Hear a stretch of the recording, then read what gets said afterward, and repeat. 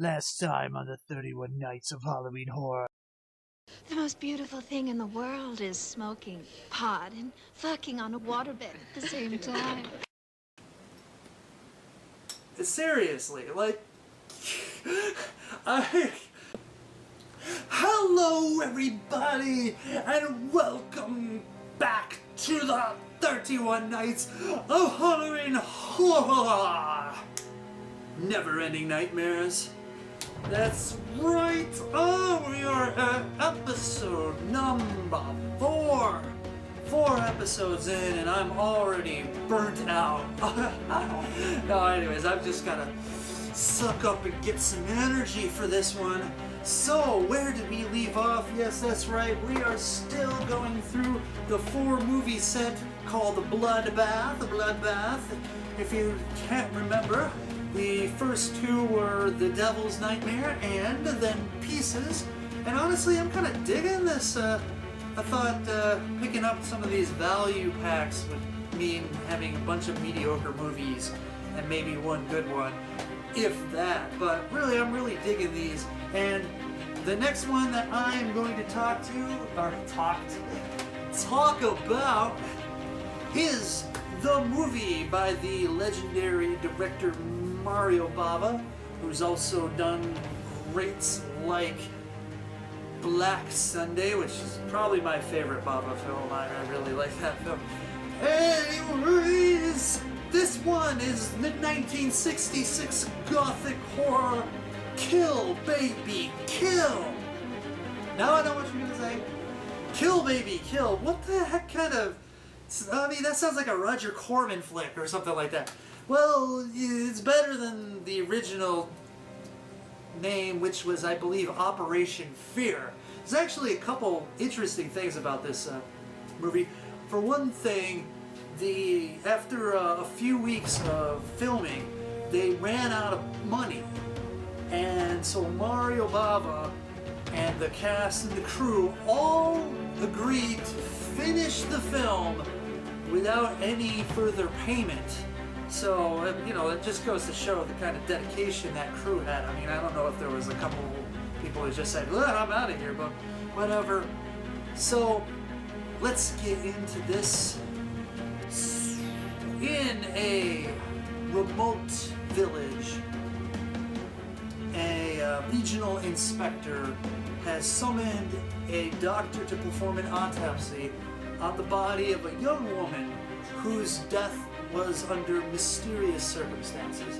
And when he arrives, he finds a village that is full of superstition, a very scared populace.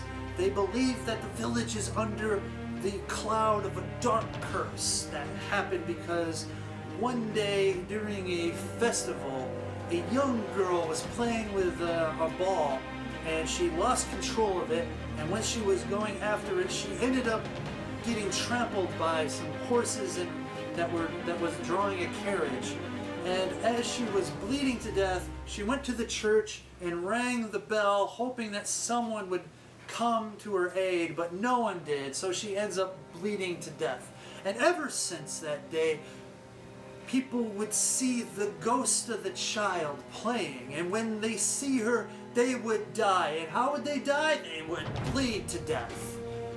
So, the doctor and the inspector, of course, not believing any of this stuff. This has got to be the work of some deranged murderer or whatever.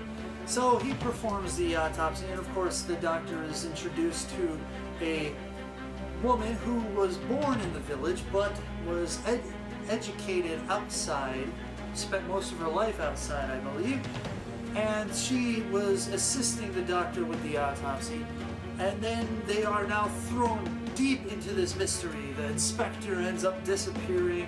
All the villagers are talking about the curse. The innkeeper's daughter becomes very ill and sees visions of the girl. And so we kind of have a little murder mystery ghost story happening. Everyone says that don't go to the villa. The villa is where the mother of that child still lives, and she looks all haggardly. We also have a character who's the wife of the headsman of the town. She's like a sorceress or something. She's like crafting potions and whatever for the townsfolk.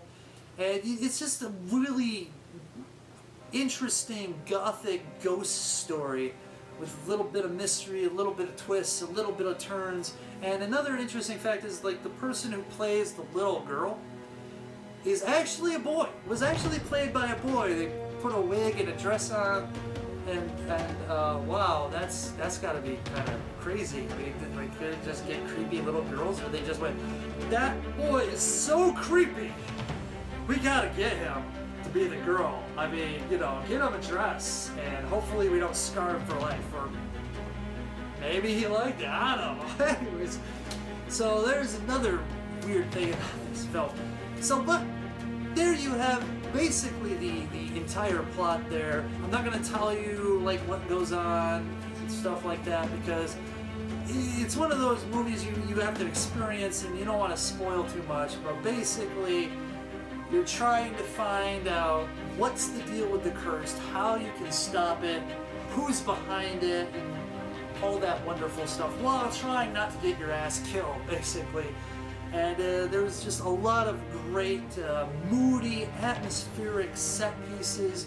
There's a scene where this guy is chasing after this woman, and he goes into the room, leaves the room, comes back into the room, leaves the room. It's like a never-ending repeat, except there's another person kind of in front of him, and now he's starting to chase the person in front of him. By the time he gets to the person, it's actually him. Oh my goodness, what the hell?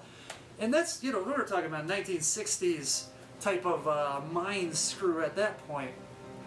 There's also this great scene where you have a rotating or whatever, oh my god, I can't even think about it, spiral staircase. And the woman's running away, and she's running down the spiral staircase, but they're using the camera and they're rotating it the opposite way. And it makes the effect as if she's going down the staircase, but she's not going anywhere. She's just constantly going down an infinite staircase, which I thought was a brilliant shot too, to kind of show the sort of psychology that you can't escape, and you're running, but it's, you know, you can't. So let's get to those scores, shall we? Alright, so violence and gore, we get a 1 out of 5. This is not a violence movie. This is not a gore movie. There is some violence, there is some stabby stab, but it's not a lot, so 1 out of 5. Shock value, 1 out of 5. Really, there was a couple jump scares, but that's about it. This one's not about just no, it's more about getting that mood, you know, getting you in that haunted mood. So we go to plot. I give it a 3 out of 5. In the context of a 1960s movie, I thought the twists and turns were pretty good. I liked the story. I found it interesting. It kept me engaged. A lot of people might say, because they're going to look at it through contemporary eyes and go, well, this has been done before. This has been done to death. These aren't really anything amazing. But I'm looking at it through more historical eyes there. And I can kind of see, you know, how this is sort of the predecessor for other movies, and they draw inspiration from it. So 3 out of 5. Acting, 3 out of 5.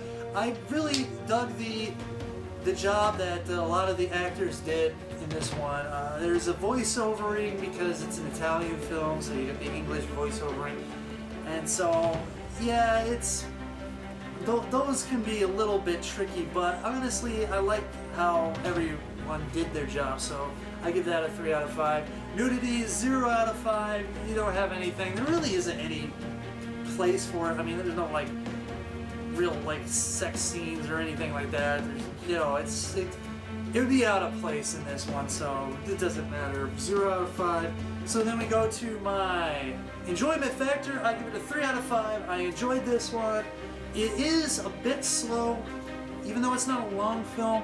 It is a slow type of burn movie, and so some of you out there might not appreciate that and might find it to be just draggy at times. I thought that I liked the music, the mood, the cinematography.